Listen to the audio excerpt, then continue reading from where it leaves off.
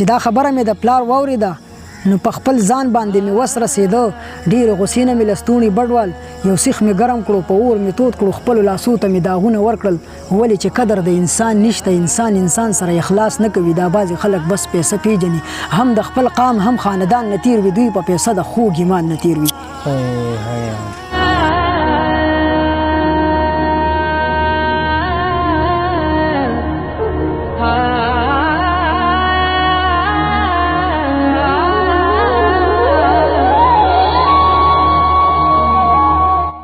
او مجبور یم پیسو باندې به خرج شم خو انسان یم په سو باندې به خرج شم. ډېر ښه. د جړا وجود کې ګرځم بېسو کا ای خالقه چې سړو باندې به خرج شم. په مثال لکه ایره یم باد مې هم وړي خپل مې کړه پردو باندې به خرج شم. ډېر ښه. یم انسان یم قیمتي قیمت مې نشته. قیمت مې نشته پیزار نه یم چې کوڅو باندې به خرج شم.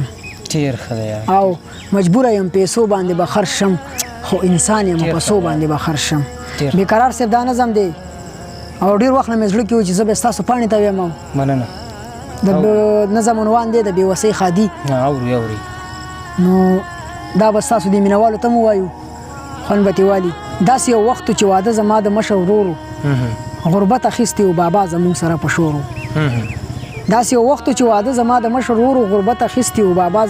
په شورو. ویل یې زویه ستا خادۍ باندې خوشحاله یم د کور مېرمنه چې دې راشي ښه ده کور ته دننه چې دې راشي ښه ده. د کور مېرمنه چې دې راشي ښه ده کور ته دننه چې دې راشي ښه ده. اواز کول زما اصرار دی زویه منم چې دا خو د دین کار دی زویه مخکې رواج د پښتون کار دی زویه. خو زه په جیب باندې بېوسه یم زه د غربت چاړه یم پسه یم. ډېر ښه دی. خو زه په جیب باندې بېوسه یم زه د غربت چاړه یم پسه یم. پلار مې کیسه راته څه داسې وکړه ویلې بچیه دې کیسې ته غوږ شه. ما داسې وکړل چې یو چا له لاړم ورته ویل مې چې لږ قرض راکړه. زمونږ په کور کې خوشحالي راغلې زما د مشر زوی خادي راغلی هغه ویل چې زه خو خپله ګیر یم ښه په خندا رخصت یې کړمه چې ځه مشره په تا خو زه سره تیر یم خو یاره ما سره پیسې نشته دي. بیا د غربت سور لمر ته ورغلمه د رشته دارو در ته ورغلمه.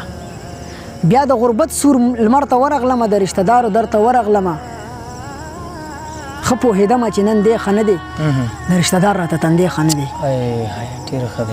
بیا د غربت سور لمر ته ورغلمه د رشته دارو در ته ورغلمه.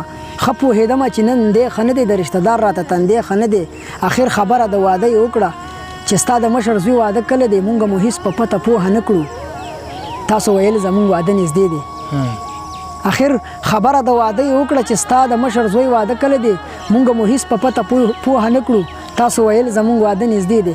پلار مې ویل زمونږ واده کېدی شي خو یو خبره مختصره کوم چې کوم رواج مونږ پښتنو جوړ کړی هغه رواج خپونه نیولی یم د دې په اړه زه هم تاله راغلم چې کوم رواج مونږ پښتنو جوړ کړی هغه رواج خپونه نیولی یم د دې په اړه زه هم تاله راغلم چې مال لاس راکړه اخلاص وکړه ته ځان به په تا به په ځان پیژنم زه ګورې هر رنګه انسان پیژنم ځان به په خلکو مسلمان پیژنم.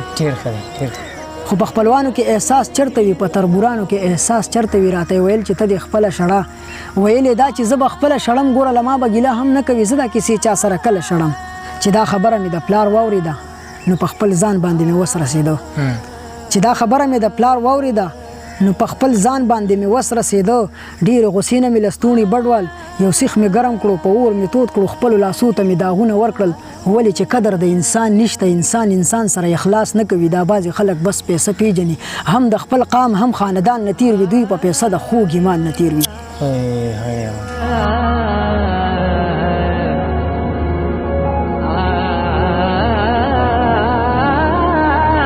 دا خبره مې د پلار واورېده نو په خپل ځان باندې مې وس رسېده. ډېرې غوسې نه مې له ستوني بډوال یو سیخ مې ګرم کړو په اور مې تود کړو خپلو لاسو ته مې داغونه ورکړل. ولې چې قدر د انسان نشته انسان سره اخلاص نه کوي. دا بعضې خلک بس پیسه پیژني هم د خپل قام هم خاندانه تیر وي دوی په پیسه د خوږ ایمانه تیر وي. مړه بنده به بنده سو ساتي دا فیصلې په اسمانونو کېږي خادي د خدای به په خیر تیر کړي دیدار ته د چانه کم خونی دیدار خدای باندې یقین وساته دیدار خدای باندې یقین وساته ډیر ښه دی یار ډیر مننه بیقرار ډیر صاحب زبردست